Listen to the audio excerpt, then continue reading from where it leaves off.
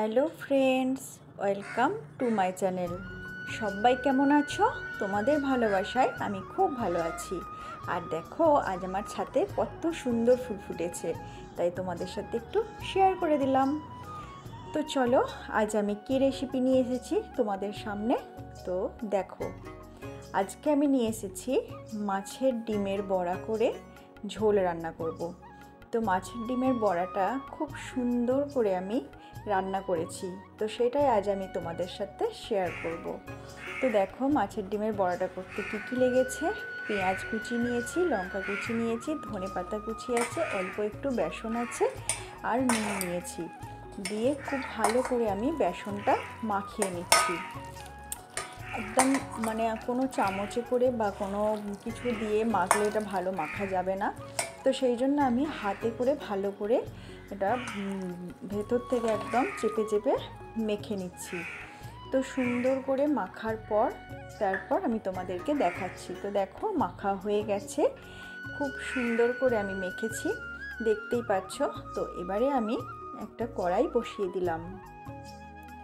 কড়াইতে আমি একটা একটা করে খুব সুন্দরভাবে মাছের ডিমটা ছেড়ে দেব। তো তেলটা একটু ভালো করে গরম করতে দিতে হবে, আর সর্ষের তেলে রান্নাটা করলে রান্নাটা খুব সুন্দর হবে। তো দেখো, আমি একটা একটা করে মাছের ডিমের বড়াগুলো দিয়ে দিচ্ছি। আর তোমরা পুরো ভিডিওটা দেখো, কেউ স্কিপ করো না। আশা করি তোমাদের আজকের রেসিপিটা খুব ভালো লাগবে। একটা একটা করে এইভাবে ছেড়ে দেবার পর যখন একদিকটা লাল হয়ে যাবে তখন উল্টে দেব।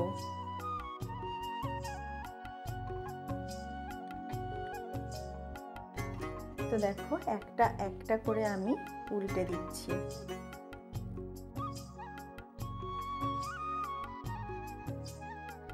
যারা আমার নতুন বন্ধু আছো, প্লিজ তাদেরকে বলবো একটা সাবস্ক্রাইব করে পাশে থাকা বেল আইকনটা ক্লিক করে দেবে, যাতে নতুন নতুন ভিডিও এলে তোমাদের কাছে পৌঁছে যায়।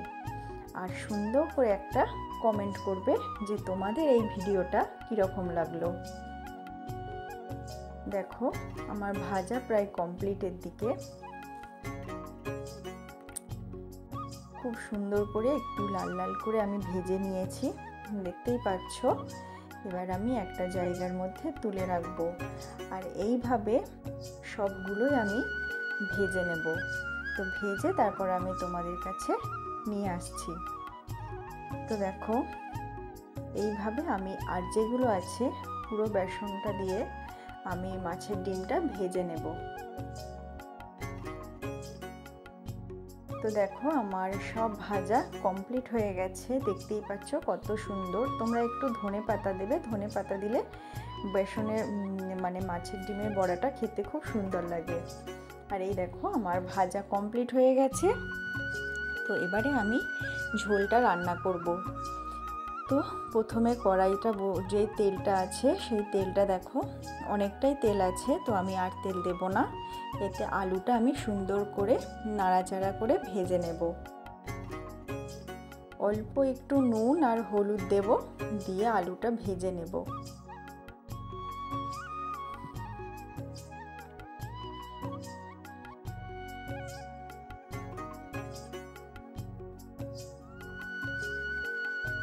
একটু হালকা করে ঢাকা দিয়ে দেব, যাতে ভাজাটা সুন্দর হয় আর আলুটাও কিছুটা সিদ্ধ হয়ে যায়।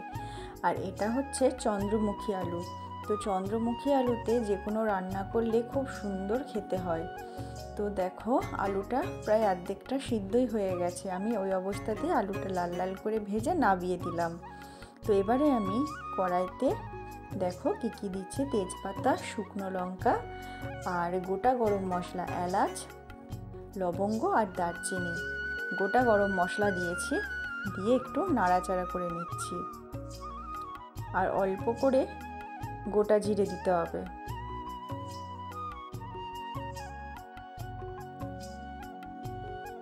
দেখো, আমি হালকা করে নাড়াচাড়া করে নেবার পর আমি গোটা জিরে দিয়ে দিলাম।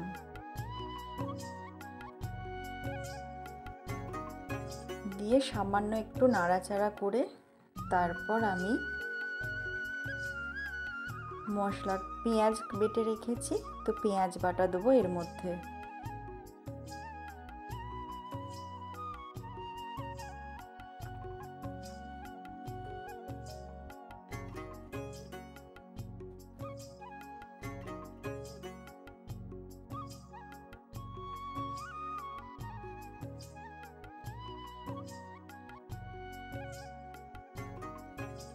দেখো পেঁয়াজটা আমি অল্প করে বেটে রেখেছিলাম, একটা গোটা পেঁয়াজ আমি বেটে রেখেছি। বাটা বলতে মানে একদম মিহি করে বাটি না, বাটাটা জাস্ট একটুখানি হালকা করে বেটে রেখেছি। পেঁয়াজটা যেন একটু সামান্য গোটা গোটা থাকে আর একটু হালকা হালকা বাটা অবস্থায় থাকে, তো সেরকমভাবে আমি পেঁয়াজটা হালকা অবস্থায় বেটে নিয়েছি। মানে কেউ যদি মনে করে যে আমি ছিঁচে নেব, তো পেঁয়াজটা হামালদিস্তায় ছিঁচেও নিতে পারে, কোনো অসুবিধা নেই। দেখো খুব সুন্দরভাবে আমি পেঁয়াজটা নাড়াচাড়া করছি। পেঁয়াজটা নাড়াচাড়া করে যখন পেঁয়াজের কালারটা একটু হালকা হালকা লাল হয়ে যাবে, তখন আমি টমেটোটা দিয়ে দেব আর কাঁচা লঙ্কা দিয়ে দেব। তো টমেটো কাঁচা লঙ্কা আমি দিয়ে দিলাম, দিয়ে এবার আমি নাড়বো খানিকক্ষণ, যতক্ষণ টমেটোটা কাঁচা অবস্থায় আছে ততক্ষণ নাড়বো। আর একটুখানি টমেটোটা সিদ্ধ হয়ে গেলে তখন আমি ওর মধ্যে একটা একটা করে মশলা অ্যাড করে দেব।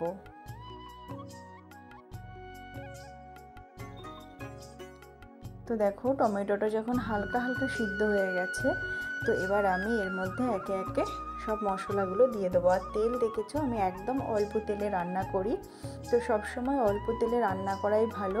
আর যেহেতু এখানে এক ফোঁটাও তেল নেই, তো আমি আরেকটু অল্প করে তেল দিয়ে দিলাম, কারণ মশলাগুলো ভাজা ভাজা করতে হবে, তো তাই। দেখো আমি আদা রসুন বাটা দিয়ে দিলাম।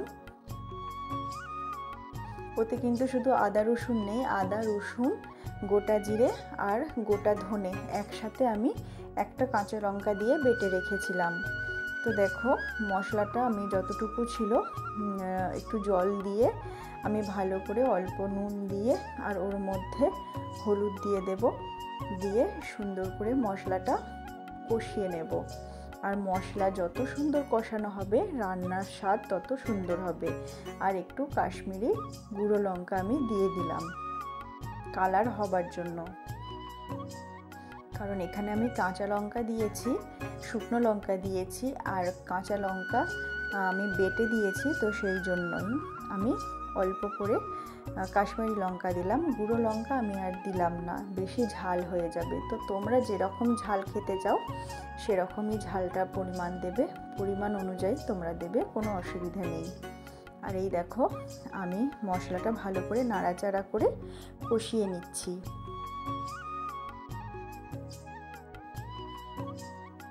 মশলাটা যখন ভাজা ভাজা হয়ে যাবে তখন তার মধ্যে আমি আলুগুলো দিয়ে দেব। দেখো মশলাটা যখন আমার তেল ছেড়ে গেছে, তো তারপর আমি আলুগুলো কড়াইয়ের মধ্যে তুলে দিলাম, দিয়ে খানিকক্ষণ নাড়াচাড়া করব।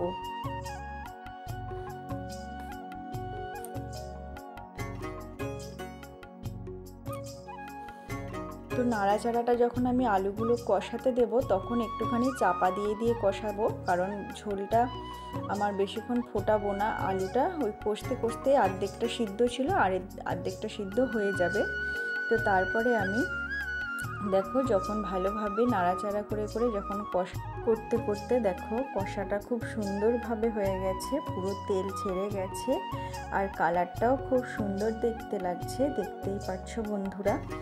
আর তারপরে আমি গরম জল করে রেখেছিলাম পাশে, তো গরম জলটা ওর মধ্যে অ্যাড করে দিলাম। তো তোমরা সব সময় গরম জল দিয়ে রান্নাটা করবে, তো খেতে খুব টেস্টি হবে।